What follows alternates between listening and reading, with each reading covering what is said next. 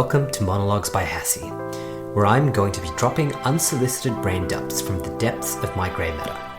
I'll talk about life, money, society, and self-development, plus whatever else lies up there, whilst hopefully not getting cancelled in the process.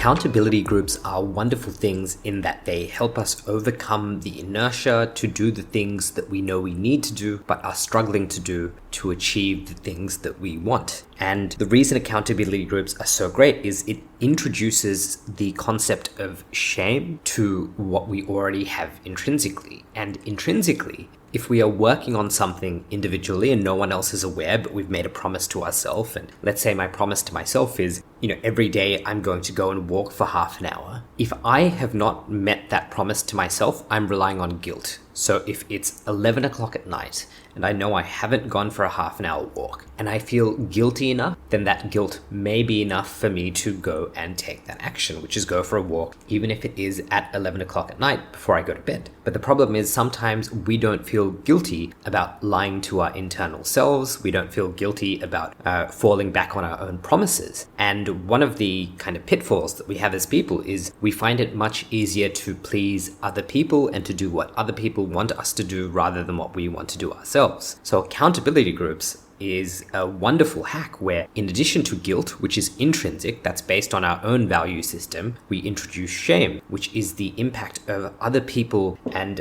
their criticisms and the fact that merely knowing that they're observing what we're doing. That is enough to introduce shame, and fundamentally that's what an accountability group is. It adds shame to the mix. So you no longer have guilt, you're no longer relying on I haven't gone for my half an hour walk today, but now you're ashamed because you know that somebody else is also aware that you haven't gone for your half an hour walk. And I've been part of a few accountability groups. The longest running one was a food and exercise diary, and the way it was set up was extremely simple. It was simply a WhatsApp chat where everyone posted what meals they were eating as they were eating them throughout the day. So you weren't taking a photo to post it on Instagram, you were taking a photo to put it in your accountability group, the food and exercise diary. And at the same time, when you did exercise, going for a walk, a swim, a run, you would either write down what exercise you did, or later on when I moved to, using kind of fitness tracking watches and things like that, I'd post a link to the tracked exercise. But here's the thing,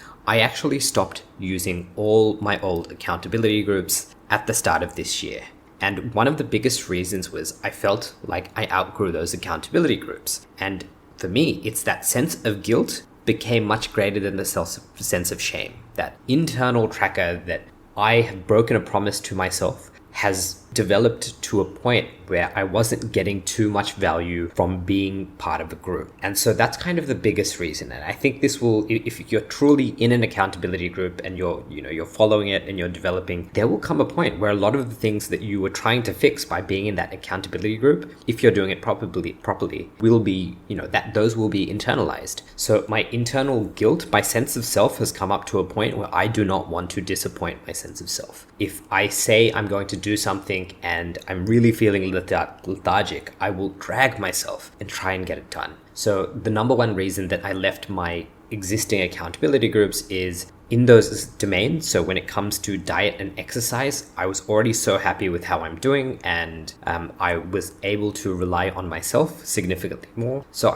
it just didn't make sense for me to be in those groups. The other thing was, when those groups formed, I was generally the person who pushed other people to join the group. And what I found was I played more of an active role, whereas other people played a passive role. And eventually with those groups, other people stopped as well. But I was the last person who was posting in the food and exercise diary. And I realized that really I'm just wasting time. At best, I'm getting a few read messages and it isn't really adding that much value. And what I realized is that this particular accountability group, it wasn't that strict. So there are certain accountability groups where I've read about them, where they will have extremely strict conditions. So there's apparently a woman was running a weight loss group, and if you didn't post a photo every week, you would simply get kicked out of the group. And so by failing to abide by the conditions of the group, the moment that you stopped abiding by it, you got kicked out, which is a great way to enforce the purpose of the group, because you're either progressing or you're not in the group. You're not going to be somebody who's going to reduce the energy of the group and drag other people down.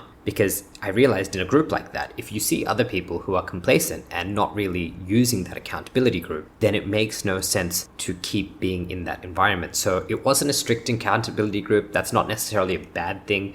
I think it was more a casual diary, but the very fact that I was the only person posting in that group towards the end meant that I realized, well, I could just do this on my own. And so what I realized is in the future, when I try to get into accountability groups, I want people who either match or exceed my level of energy in terms of that target, because it's much easier to be with people whose energy matches up and you're all willingly working towards the same type of goals or ideals than it is to be with a group of people where you are the one who's the driving force. Which kind of brings me to another point, is that now that I've started establishing these habits and they're clearly bringing a lot of benefits to my life, I get a lot of people and who ask me, hey, can we start an accountability group? But really what they're asking is, hey, can we leverage the fact that you're already disciplined? And it's a very hard thing to do. I think there is a value in accountability groups for these people, but I'm definitely the wrong person for them, because I simply can't be motivated about keeping somebody else accountable for habits where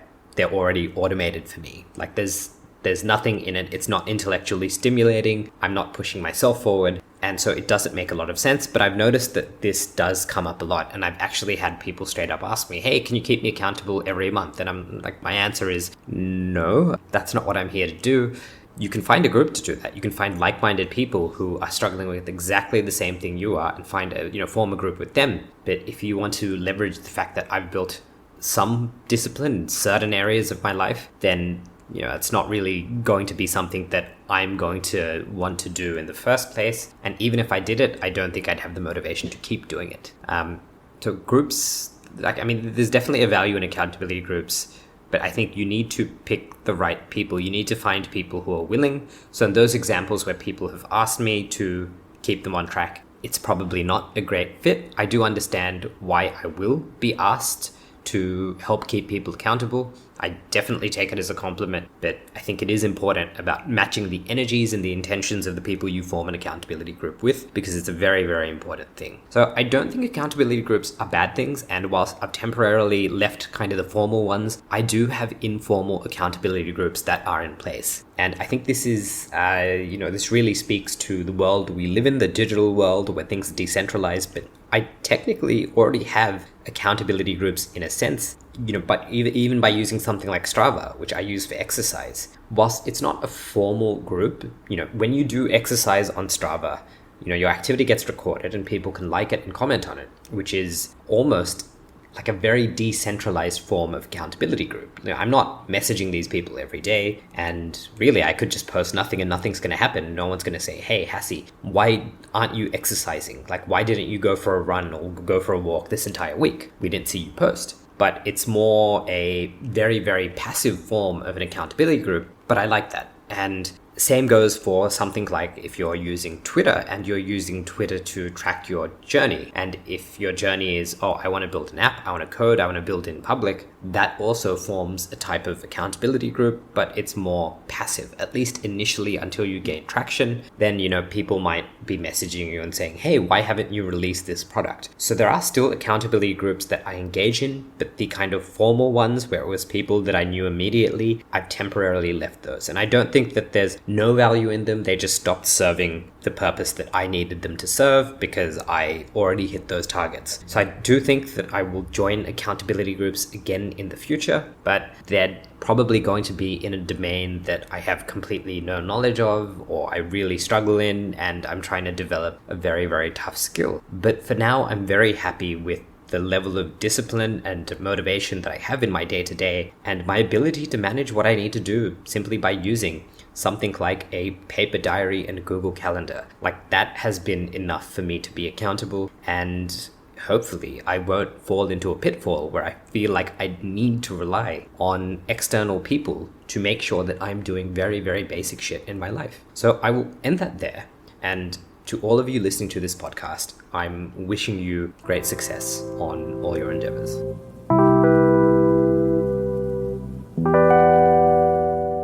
You've just made it through another episode of Monologues by Hassie. It brings me great pleasure to know that you made it to the end. To listen to more episodes, subscribe on your favorite podcast app or visit monologuesbyhassie.com. Thanks for swinging by.